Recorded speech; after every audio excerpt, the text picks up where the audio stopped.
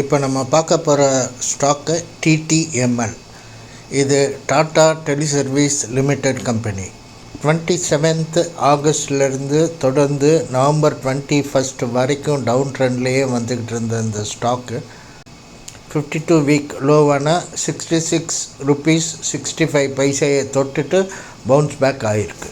December 12 7% மேலே rice ஆகி வேல்யூமோடையும் சேர்ந்து ஏறி 80.37 பைசாலேருந்து 88 ரூபா வரைக்கும் மேலே ஏறிட்டு பின்னாடி 85.39 பைசாவில் க்ளோஸ் வச்சுருக்கு. இதோட ட்ரெண்ட் லைன் 84 பிரேக் அவுட் பண்ணினாலும் கூட இதோட ரெசிஸ்டன்ஸ் பிரேக் அவுட்டான 85.30 தாண்டி 85.39 அப்படிங்கிற ப்ரைஸில் க்ளோஸ் வச்சுருக்கு.